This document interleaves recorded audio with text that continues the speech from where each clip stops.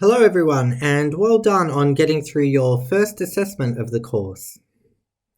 Each time we run the course, I have students ask whether they can see a solution for this problem, which is fair enough given it is quite a complex challenge.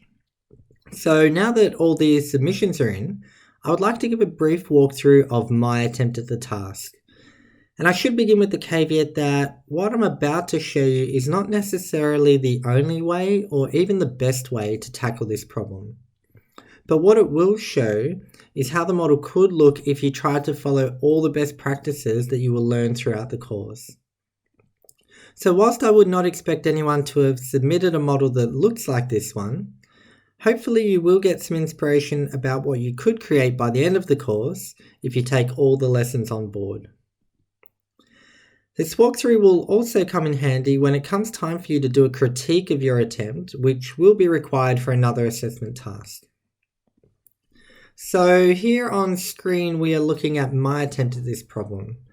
And I really like this problem because it requires us to think about a decision that many, if not all of us, will have to make during our lives. Is it better to load up on debt and buy a place to live? Or is it better to rent and invest the savings? Now, before I dive into the detail, hopefully you notice a few disciplines that I've followed with this file. So notice in the file name, which we can see at the top, I've followed the taxonomy where we've got the name of the model and then a reverse timestamp. So the year, the month, the day, and then the hours and minutes, and then a piece of text that indicates, in this case, that this version is for the demo. So that's a taxonomy that you will learn and use throughout the course. Also notice the colouring of the worksheet. So we've got yellow for our inputs, white for our calculation sheets, and in this case blue for our output sheet. On this global sheet, we've got a few things. We've got some parameters like the name of the model and the tolerance of the model, a place to define the names of our scenarios, and an area where we define the different styles that are used throughout the model. And that's always something helpful to do where you're building a model that other people need to look at. If we move on to the inputs worksheet, you'll see that I've used this classic scenario manager setup, which will allow us to switch between a scenario that looks at buying a property versus a scenario where we instead rent and then invest the money we save in an index fund.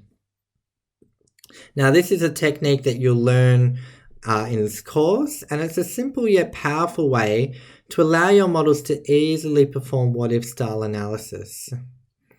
Now, right now, neither of the scenarios are selected, but if we come to the drop-down, we can pick a scenario and press F9, and we'll see that the assumptions relating to that scenario get populated into column J. And then it's column J that ultimately drives the calculations throughout the rest of the model. So here we can switch between the two different scenario options, and then the relevant assumptions for that option will come over into column J. Now notice when I select the property option and recalculate that the header section here turns yellow.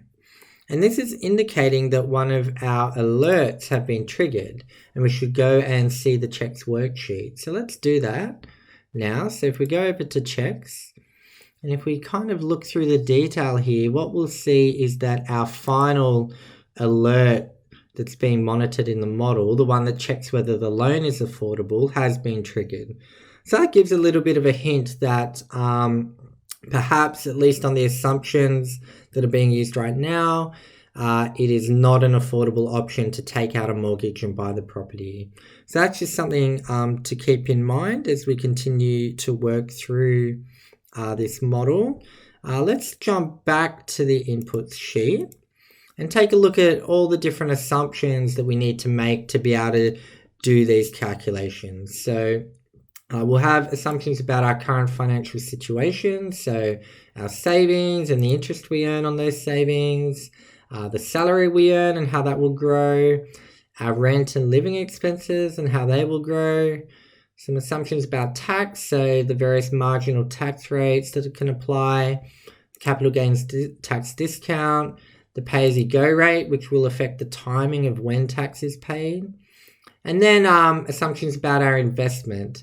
So we'll have when the investment will occur and for how long.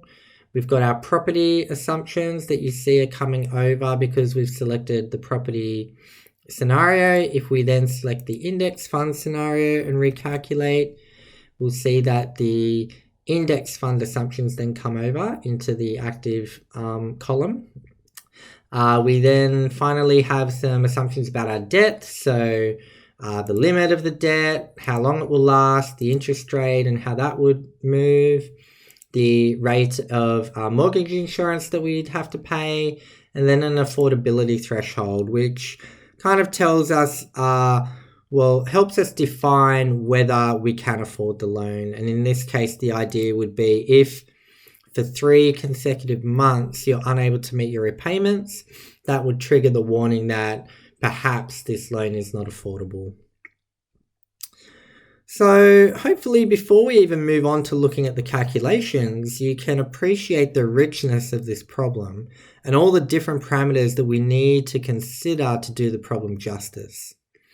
And personally, I'm amazed that people seem to make this decision in real life without actually building a model to reflect it, given there are so many moving parts. And whether it is in fact financially wise to buy a property, I would argue is not as obvious as people seem to presume. Now, if we move on to the timing worksheet, here we will see a series of flags and counters that are going to come in handy for later calculations. And having a worksheet like this is critical to being able to have a monthly model, so one where each column represents a month, yet catering for events that happen annually. So, for example, in this model, we'll have some things happening every January and every July and every 10 years. And in that case, it's necessary to build out flags and counters to allow you to do those calculations. Now, the techniques that you can use to create these flags and counters will be fleshed out in more detail throughout the course. And flags are one of those techniques that I think typically separates the self-taught modeler from the properly trained one. So even though they're a simple tool, they're quite powerful and they really will level up your modeling abilities. The next Core Calcs worksheet is really the engine of the model, and it's here that all the heavy-duty calculations occur. So I won't spend too much time delving into the details of the logic because that's not really the point of this walkthrough. But if we scroll through at a high level, we'll see some of the calculations that need to be performed. So calculations about our salary, our rent and living expenses, the investment forecast, so the property calculations, the index fund calculations, all the calculations in relation to the debt. And we need to do this in quite a few steps. So we need to work out the amount of the debt we need before we take account of mortgage insurance, and then work out the mortgage insurance that we then build into the amount of debt required. We then check that that's going to be less than the facility limit. And from there, we then need to work out our repayments. So we need to look at the timing of the debt, the interest rates that will apply, what the repayments would be if we ignored the offset account, and then what the impact of that offset account would be to reduce those debt repayments that are required.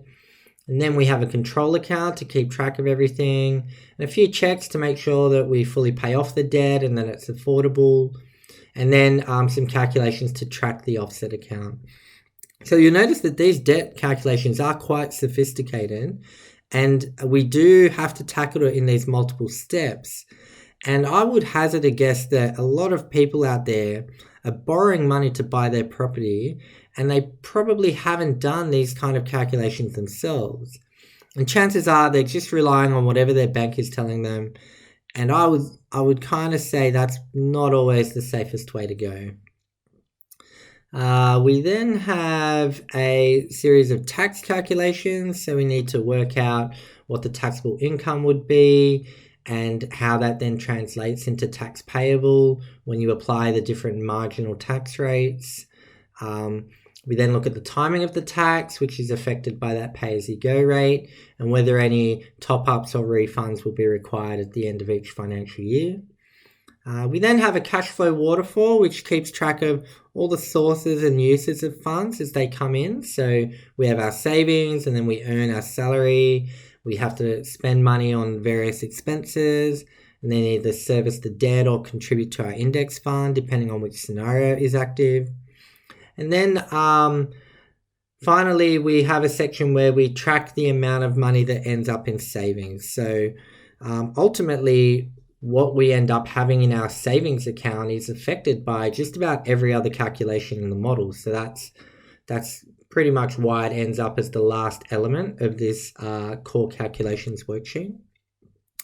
The next worksheet is where all the checks are. So we briefly looked at this earlier, but this is essentially a centralized location where you can go to if any of the checks or alerts are triggered.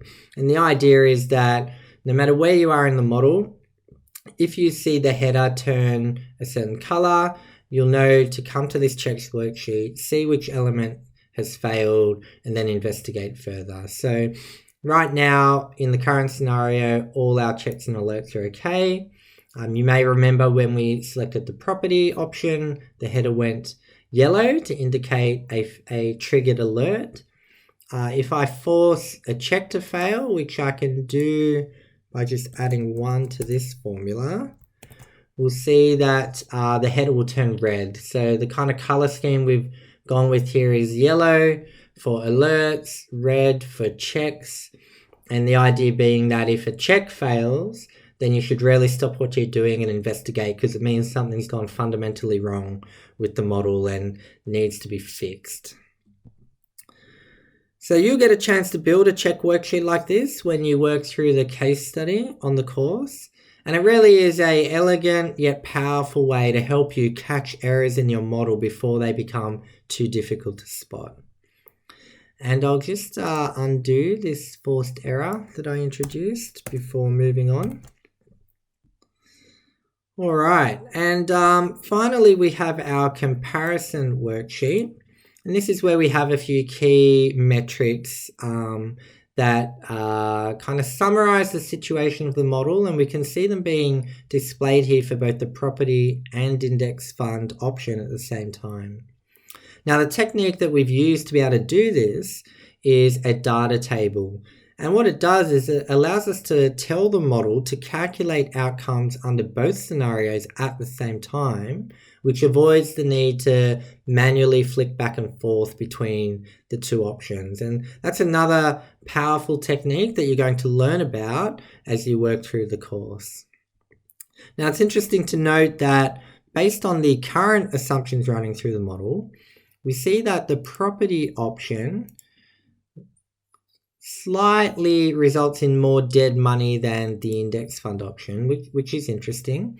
But in terms of what the total amount of savings would be as at the end of the period we're analysing, it turns out that the index fund option results in quite a significantly higher balance. And that's driven a little bit by the timing of the outflows and not incurring as much interest expense. Actually, you incur no interest expense in the index fund option, whereas when we borrow to buy property, we're getting hit with this interest expense. So even though our tax expense may be lower with the property option, the tax being paid on the index fund option, it comes quite a bit later. And in the meantime, we've been compounding at a much better rate, which means, again, on the assumptions we're using in the model, this index fund option appears to be the better one.